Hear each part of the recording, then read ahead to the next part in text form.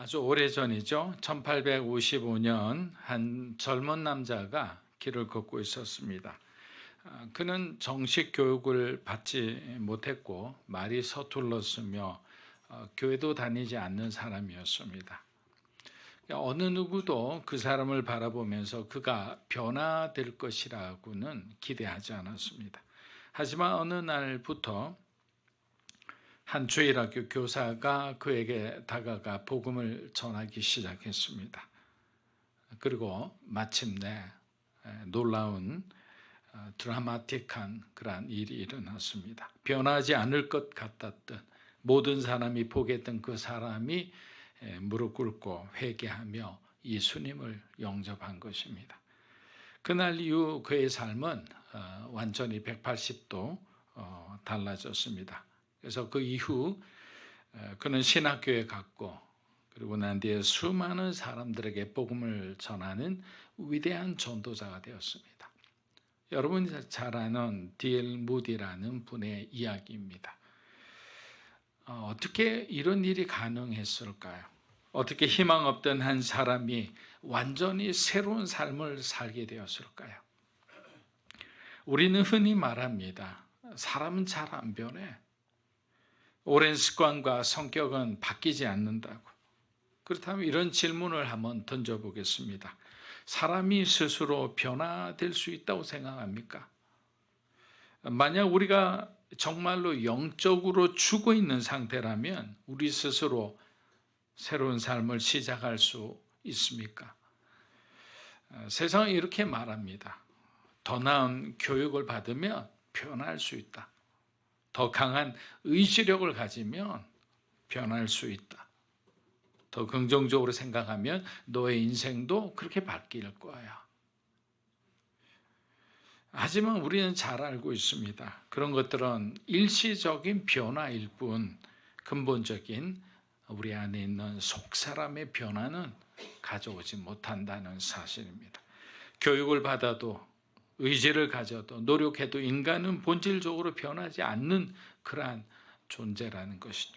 왜일까요? 문제는 우리 안에 있는 것이 아니라 우리 자체가 죽어 있기 때문에 아담과 하와의 범죄로 인해서 우리는 그냥 원죄를 타고 났기 때문에 우리의 영은 보이지는 않지만 이미 하나님을 찾을 수 없을 정도로 죽어 있는 상태라는 거죠. 아무리 애써도 죽은 자는 자기 힘으로 다시 살아날 수가 없잖아요. 그렇다면 그토록 우리가 갈망하는 진짜 그런 참된 변화는 어디에서 오는 것일까요? 우리를 완전히 새로운 존재로 만들 수 있는 힘은 어디에 있을까요? 오늘 우리는 그 해답을 오늘 말씀 속에서 한번 찾아보고자 합니다. 에베소서 2장 1절 2절 우리 다시 한번 읽어보겠습니다. 그는 허물과 죄로 죽었던 너희를 살리셨도다. 이 세상 풍조를 따르고 공중의 권세 잡은 자를 따랐으니 곧 지금 불순종의 아들들 가운데서 역사하는 영이라. 자, 에베소서 2장 1절 2절을 우리가 읽었습니다. 그런데 이 1절과 2절은 구원의 본질을 가장 잘 선명하게 보여주는 말씀 중에 하나예요. 바울은 이 본문을 통해서 인간이 처한 아주 처절한 절망적 현실과 그리고 하나님의 놀라운 구원의 능력을 극명하게 지금 대조해 보여주고 있습니다. 그는 단순히 우리가 죄를 지은 존재라고 말하지 않습니다. 바울은 우리를 뭐라고 표현했습니까? 죽었던 자들이라고 표현합니다. 여기서 죽음이라는 표현은 단순히 어떤 도덕적 타락이나 어떤 영적 나태함을 의미하지도 않습니다. 이 죽음은 철저한 단절을 의미하는 거예요. 여러분, 복음은 커넥션이라 표현합니다. 연결하는 것이 복음의 가장 중요한 특성이에요. 사람을 연결하고 교회를 연결하고 서로 단절되고 분열되었던 사람을 연결하고 그래서 복음은 결국에는 어마어마한 네트워크를 만들어서 나중에는 그 잃어버렸던 그 하나님의 땅을 되찾게 되는 거예요. 그런데 이 사단의 세계는 항상 분열이에요. 붙었던 사람들, 친했던 사람마저도 서로가 헤어져서 정말 말도 안 되는 그 한마디 말 때문에 서로가 삐져서 한동안 말을 안 하다가 결국에는 뭐 10년, 15년 이렇게 벌어지게 되는 거예요. 그래서 철저한 단절, 하나님과의 관계가 완전히 끊어진 상태를 죽음이라고 표현하는 거예요. 그래서 성경에서 말하는 죽음은 하나님과의 관계가 완전히 끊어졌다라는 거예요. 여기서 바울은 인간의 본성을 두 가지 요소로 우리에게 설명하는데, 첫째 뭐라고 이야기하냐면 우리는 허물과 죄로 죽었다라고 했습니다. 여러분, 여기서 허물은 하나님의 법을 어긴 것을 의미하는 거예요. 그리고 죄는 하나님이 정해 주신 그 관영, 목표에서 벗어난 상태입니다. 그게 원래 헬라의 원어의 뜻이, 우리는 단순한 실수가 아니라 근본적으로 하나님과 지금 멀어진 상태이자 멀어진 존재라는 거예요. 그럼 이 상태만 딱 보면 얼마나 절망적입니까? 어떻게 구원을 받을 수 있을까? 어떻게 변화될 수 있을까? 어떻게 정말 선한 영향력을 끼치며 빛이 되고 소금이 될 수 있을까? 죽어 있는 존재는 아무런 영향력을 끼칠 수가 없어요. 세상으로는 빛과 번쩍해도 사람들은 그의 속사람을 보면서 실망을 하게 되는 거예요. 둘째, 바울은 이렇게 설명하죠. 우리는 세상의 풍조와 공중 권세를 따랐다라고 이야기합니다. 여러분이 이 말씀을 좀 잘 들어주세요. 세상의 풍조란 그럼 무엇을 의미하는가? 타락한 인간 사회가 만들어낸 가치 체계를 바로 여기서 말하는 세상의 풍조라는 거예요. 타락한 인간 사회, 우리가 만들어낸 선한 영향력이 아니라 세상에 의해 영향을 받아서 어떤 사탄의 사고방식과 가치관이 들어와 있는 가운데서 만들어낸 이 가치인 거예요. 그런데 불행하게도 안타깝게도 지금 저와 여러분은 그 영향을 이미 굉장히 깊숙이 받아 있는 거예요. 그들의 프레임, 그 안에 그게 들어와 있는 거예요. 그래서 우리가 말씀을 읽을 때마다 우리 안에 있는 잘못된 그런 어떤 세상의 가치가 벗겨내지고 하나님의 그 참된 말씀이 들어가니까 생각이 변하고 마음이 변하고 그리고 여러분의 행동이 변하게 되는 거예요. 공중권세 잡은 자는 여러분이 예상하듯 사탄을 의미합니다. 다시 말해 하나님을 떠난 인간은 단순히 방황하는 것이 아니라 반드시 사탄의 지배 아래에 놓이게 된다라는 거예요. 그래서 여러분, 영적인 세계는 중간지대가 없다고 말씀드렸잖아요. 세상에는 뭐 우리가 남북한이 갈라져 있어도 비무장지대란 중간지대가 있잖아요. 근데 영적인 세계는요, 하나님 아니면 사탄이에요. 세상에 속해 있든지 아니면 하나님의 그 은혜 가운데 머물든지.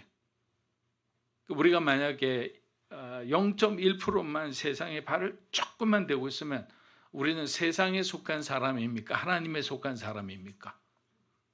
세상에 속한 사람이죠. 아마 그 0.001%의 누룩이 결국에는 우리의 마음을 변질시킬 거예요. 언젠가는. 우리가 가장 힘들고 외로울 때 우리를 무너뜨리려 할 거예요. 세상의 풍조를 따른다는 것은 결국 하나님의 진리를 떠나 사탄이 조작한 거짓된 가치 속에서 그냥 살아가는 것을 의미합니다.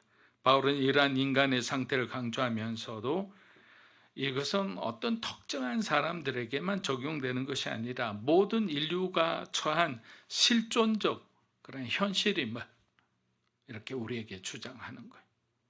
너희들 모두가 처한 피할 수 없는 현실이다. 그렇다면 이런 절망적인 상태에서 인간은 어떻게 변화될 수 있을까요? 바울은 우리에게 한 가지 중요한 사실을 말합니다. 에베소서 2장 1절입니다. 그가 허물과 죄로 죽었던 너희를 살리셨다.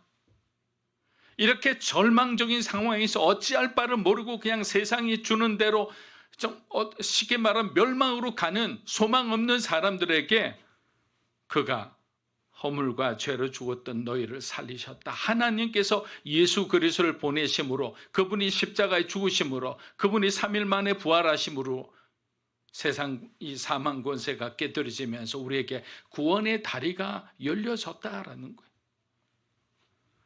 여러분 이 구절에서 주어는 너희가 아니에요. 너희가. 주어는 바로 하나님이신 거예요. 여러분이 잘 알고 계시듯이 구원은 우리의 노력으로 이루어지는 것이 아닙니다. 죽은 자가 스스로 살아날 수 없듯이 죄로 인해 타락한 인간은 스스로 하나님을 찾을 수도 구원받을 수도 없는 거예요.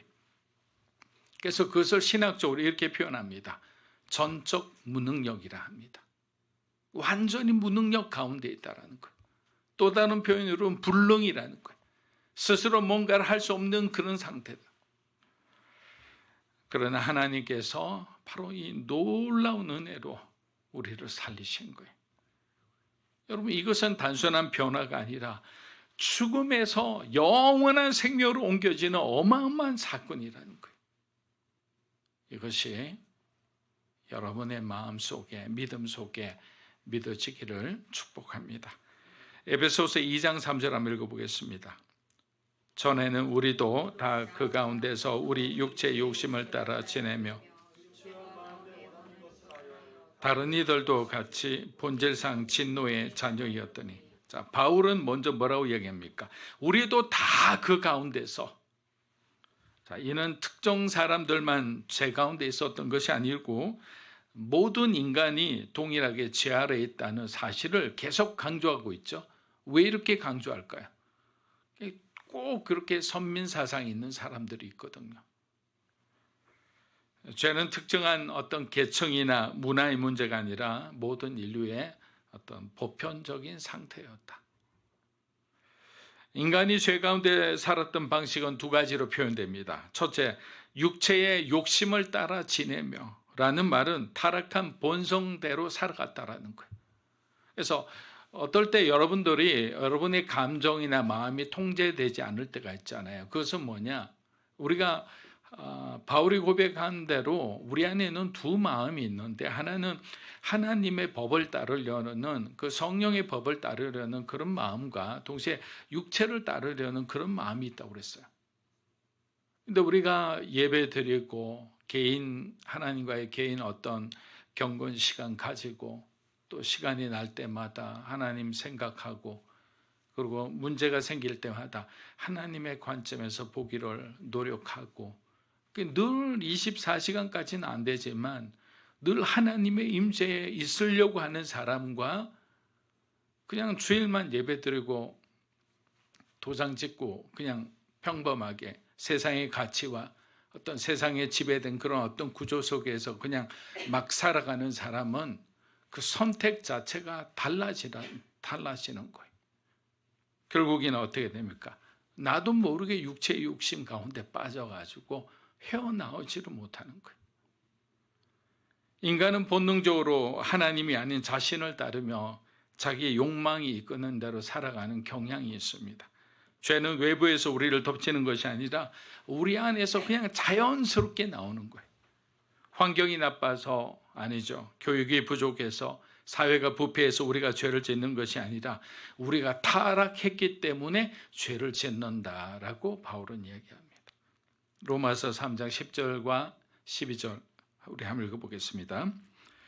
기록된 바 의인은 없나니 하나도 없으며 깨닫는 자도 없고 하나님을 찾는 자도 없고 다 치우쳐 함께 무익하게 되고 선을 행하는 자는 없나니 하나도 없도다.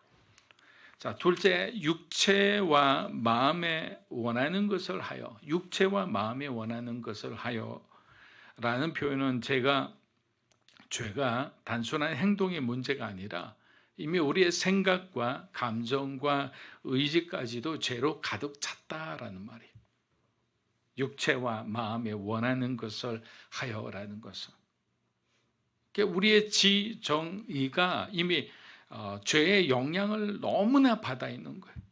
이런 사람은 어떻게 되느냐? 내가 은혜를 받아도 은혜를 쏟아내는 사람이죠. 은혜를 받아도 자기가 그 은혜 받은 대로 살고 싶으나 마음은 원이로되 육체가 약해서 결국에는 전혀 다른 어떤 형태의 삶을 살아버리는 거예요. 그래서 후회합니다. 그리고 하나님 앞에 용서를 구합니다. 그런데 그 다음에는 또 육체의 욕심을 따라 그렇게 살아가는 거예요. 많은 사람들은 나는 선한 의도를 가지고 살았다고 말하지만 성경은 너희 마음이 하나님을 떠나 있었다라고 분명히 정의해 주는 거예요. 너는 하나님을 찾았다고 하지만 결론적으로 보면 너는 너의 마음이 하나님을 떠난 상태였다. 그리고 그 결과는 뭡니까? 우리가 가인의 이야기에서 우리는 죄의 지배가 인간과 공동체를 어떻게 파괴하는지를 우리가 보게 됩니다. 그는 하나님께 바른 예배를 드리지 않았고 동생 아벨의 제사를 하나님이 연락하는 것을 보고 어마어마한 시기심에 불타서 잠을 이루지 못합니다. 아니, 장자가 우선인데 내가 드린 예배를 하나님이 안 받아? 이것은 어떤 느낌이에요? 완전히 자기중심이잖아요. 하나님보다 가인은 자기가 더 위에 있는 거예요. 내가 원할 때 하나님이 받아주셔야 되는 거 아니야 이거죠. 여러분 성경을 보면 이렇게 표현되어 있어요. 영어로는 in the course of time이라 했는데 시간이 지난 후에 누구죠? 그 가인은 예배를 드렸어요. 그러나 아벨은 첫 열매를 드린 거잖아요. 첫 양의 새끼를 하나님 앞에 드린 거예요. 주도권을 자기가 갖고 있는 거예요. 그래서 창세기 4장 7절에서 하나님은 그의 마음에 흔들림을 보시고 이렇게 말합니다. 한번 읽어보겠습니다. 죄가 문에 엎드려 있느니라. 그 죄가 너를 원하나 너는 죄를 다스릴지니라. 그러나 가인은 어떻게 됐죠? 죄를 다스렸나요? 다스리지 못했어요. 그는 동생을 시기했고 또 미움을 키웠고 결국 그를 죽이고 맙니다. 여러분 시기하는 마음, 질투하는 마음, 또 미워하는 마음, 그리고 막 분내는 마음을 키워서는 안 돼요. 성경에서 그렇잖아요. 만약에 분을 내더라도 그 하루 안에 그냥 모든 것을 풀으라고 그랬잖아요. 근데 이것을 자꾸만 키워요. 왜? 증오하니까 그 사람이 내 것을 빼앗아갔다고 생각하니까. 결국 그를 죽이듯이 결국 우리는 사고를 치고 맙니다. 죄가 그의 마음을 사로잡고 사탄이 그의 생각을 완전히 지배하게 되자 가인은 도저히 끓어오르는 그 미움과 분노를 주체할 수가 없었던 거예요. 여러분 이것이 바로 죄가 주는 죄의 본질이자 죄의 경향입니다. 인간의 하나님을 잃어버렸을 때 하나님께 반항하고 하나님으로부터 멀리 떠날 때 결국 우린 죄의 영향 안에 들어가게 되는 거예요. 죄가 인간을 다스리면 인간은 생각하는 것마다 악하고 계획하는 것마다 잔인해집니다. 이것은 부정할 수 없는 사실이죠. 겉으로는 평범하게 착하게 살아가는 것 같지만 그 마음은 이미 타락하여 하나님을 거부하고 그냥 자기 욕망대로 살아가는 거예요. 창세기 6장 5절은 인간이 죄 아래 있을 때 어떤 상태가 되는지를 우리에게 잘 설명해 줍니다. 우리 한번 읽어보겠습니다. 이게 노아의 홍수 때 이야기거든요. 시작. 여호와께서 사람의 죄악이 세상에 가득함과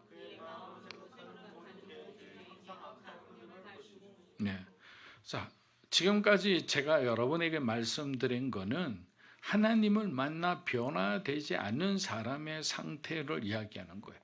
또 때로는 우리가 거듭난 삶을 살지만 때로는 우리가 하나님의 임재 가운데 있지 않고 하나님과의 어떤 친밀한 관계를 갖지 않았을 때 가장 우리의 연약한 상태의 모습이 나타내는 그런 어떤 삶의 결과들에 대해서 말씀드렸습니다. 바울은 이러한 인간의 실상을 밝히며 우리는 본질상 뭐라고 얘기합니까?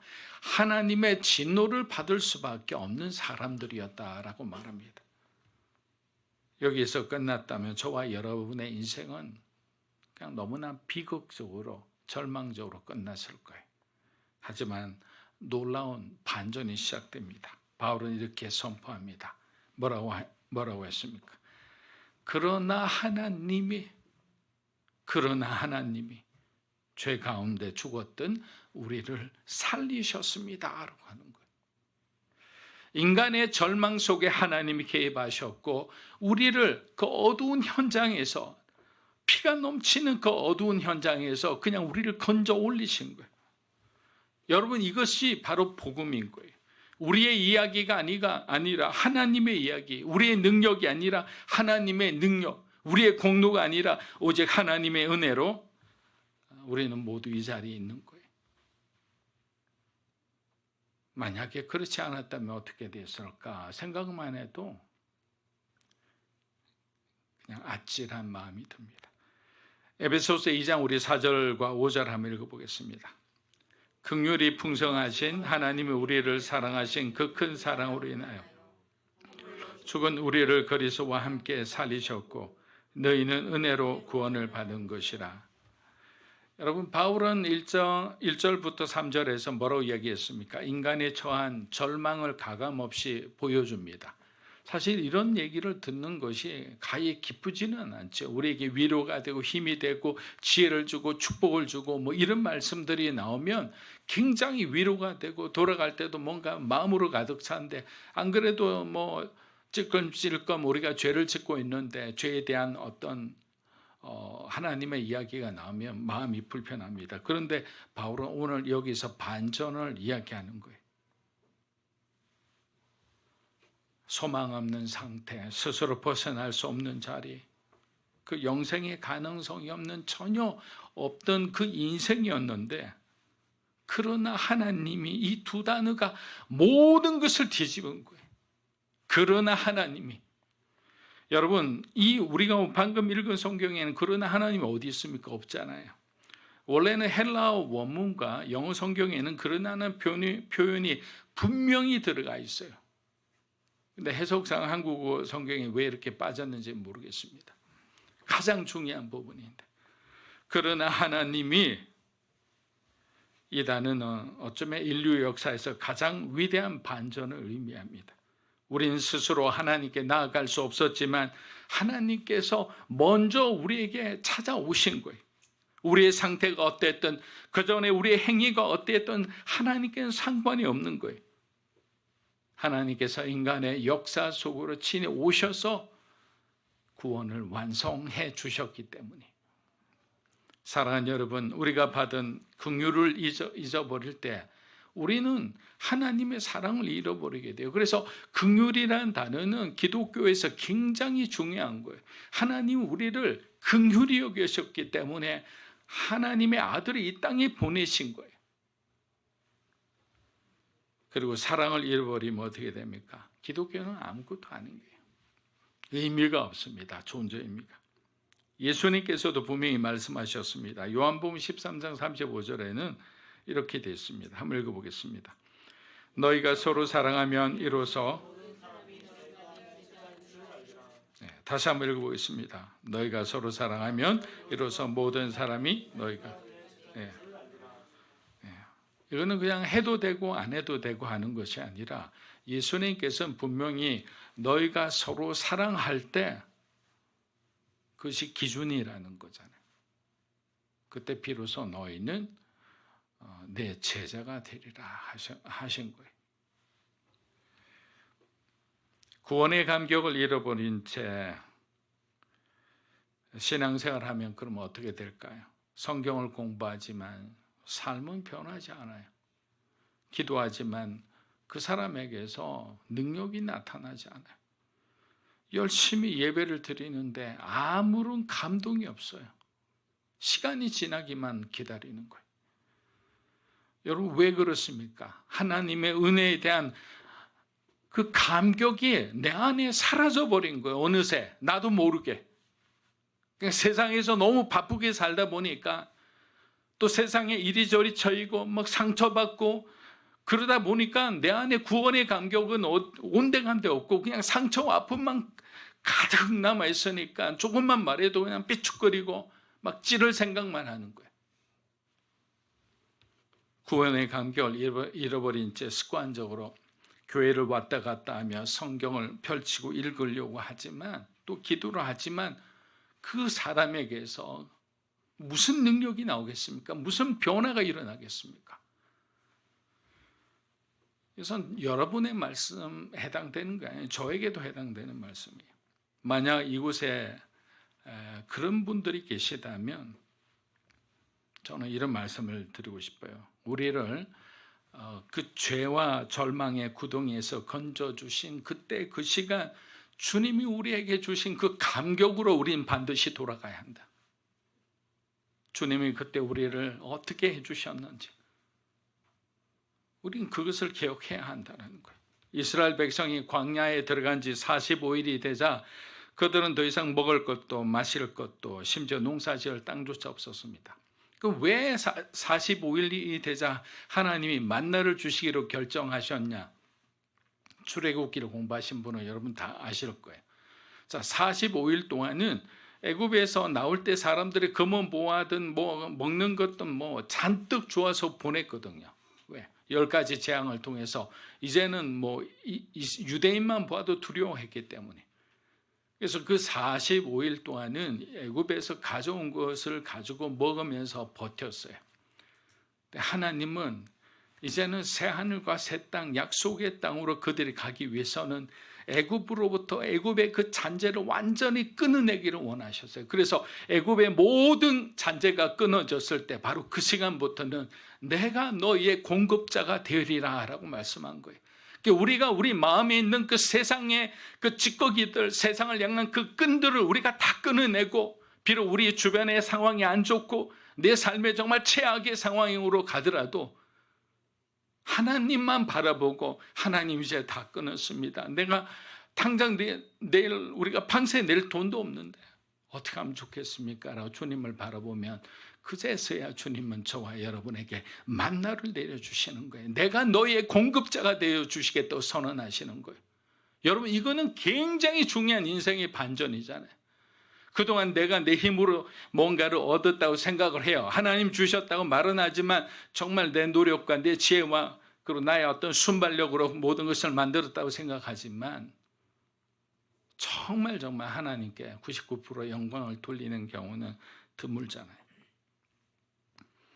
애굽에서 가져온 음식이 다 떨어지자 하나님이 매일 그날부터 아침 만나를 내려주셨습니다. 단 하루도 멈추지 않고 그들에게 일용할 양식을 주셨습니다. 그런데 여러분, 하나님께서 만나를 일주일치, 한 달치 한 번에 내려주실 수 있지 않았을까요? 한 번에 한 해 양식을 가득 창고에 가득 채워서 그들이 그냥 편안하게 먹을 수 있게 왜 하지 않으셨을까요? 그런데 하나님은 우리의 마음을 다 알고 계셨던 거예요. 하나님께서 원하셨던 것은 양식이 아니라 신뢰였습니다. 하나님은 백성들이 매일 하나님을 의지하도록 훈련시키신 거예요. 그래서 여러분, 만나는 단순한 음식이 아니라 하나님의 공급하심과 은혜를 상징하는 아주 중요한 신앙의 교훈이었던 거예요. 만약 백성들이 한 달치 음식을 쌓아놓을 수 있었다면 그들이 과연 하나님을 의지했을까요? 아마 저는 아니라고 생각합니다. 그들은 하나님이 아니라 자기가 가진 양식을 의지했을 거예요. 자기 계좌에 있는 수십억의 돈을 의지했을 거예요. 어렵게 만든 그 자기의 그 화려한 집을 의지했을 거예요. 그래서 하나님은 만나를 하루 분량만 주신 거예요. 그들은 날마다 하나님을 기억하고 그들이 하나님을 기억하고 신뢰하도록 하기 위해서입니다. 그들이 매일 하나님의 은혜를 그렇게 주시는 것을 경험하게 하는 거예요. 근데 그렇게 하다 보니까 나중에는 이들의 믿음의 거장이 되어 있는 거예요. 약속의 땅에 가서 여호수아와 함께 싸울 수 있는 그런 어떤 군대로 어느 순간에 성장해 있었던 거예요. 자기들은 하루하루 먹는 것 가지고 하나님 의지하면서 그렇게 살아왔는데 나중에 보니까 어떻게 되느냐. 용맹무성한 그런 전사가 되어 있는 거예요. 사랑하는 여러분, 우리가 이 땅에서 살아가는 모든 방식과 만남과 걸어가는 모든 길의 주도권은 누구에게 있죠? 하나님께 있는 거예요. 아멘이십니까? 하나님께 있는 거예요. 그래서 그리스도인의 삶에 평안이 있고 하나님을 향한 절대적인 믿음이 있는 거예요. 바울은 지금 우리에게 구원에 대한, 우리의 삶에 대한 주권이 오직 하나님께 있음을 너희가 반드시 체험하기를 그렇게 강조하고 또 강조하고 있는 것입니다. 자, 우리 마지막 구절 보겠습니다. 에베소서 2장 8절에서 9절입니다. 너희는 그 은혜를 인하여 그래서 너희에게서 난 것이 아니로 하나님의 선물이라.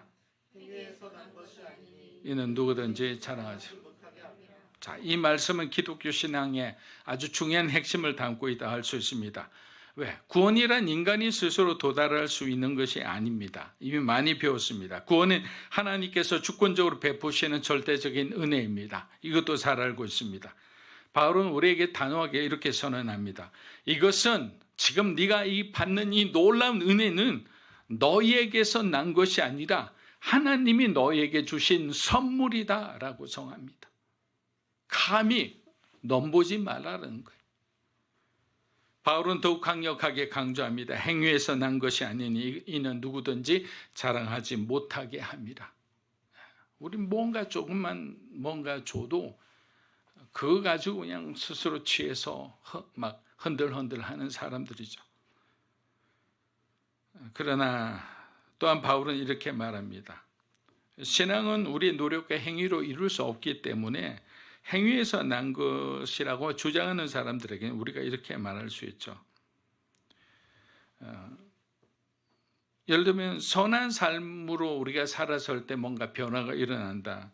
로마서 3장 10절 보면 이렇게 말합니다. 의인은 없나니 하나도 없음. 종교적 열심입니까? 그러면 성경이 이렇게 말해요. 사람이 율법의 행위로는 하나님 앞에 의롭다 하심을 얻을 육체가 없나니. 그러니까 결국에는 선한 삶도 아니고 종교적 열심도 아니고 자기 의도 아니라는 거예요. 그렇다면 우리가 할 수 있는 것은 무엇입니까? 아무것도 없습니다. 하나님께서 왜 인간의 행위를 구원의 근거에서 완전히 폐지하셨을까요? 저도 궁금합니다. 어느 정도 그냥 참여해 주시면 좋을 건데. 근데 그 목적이 하나 있었습니다. 그것은 모든 영광이 오직 하나님께만 돌아가게 하기 위해서 하나님은 인간이 들어올 어떤 틈을 다 막으시고 오직 하나님만 영광 받으신 거예요. 인간이 그 작은 영광에 취해서 다시 실족하지 않도록 하기 위해서죠. 말씀을 마무리합니다. 사랑하는 여러분, 구원은 우리의 것이 아닙니다. 구원은 하나님의 것이죠. 이제 우리에게 남은 질문은 이것입니다. 여러분은 구원의 은혜를 진심으로 믿고 있습니까? 그리고 그 은혜에 감사하고 있습니까? 모든 불안과 두려움을 그냥 내려놓으십시오. 나는 부족하다, 나는 충분하지 않다 이런 생각도 내려놓고 오직 하나님의 은혜만을 붙드는 믿음으로 사는 교회 성도 여러분이 되시기를 축복합니다.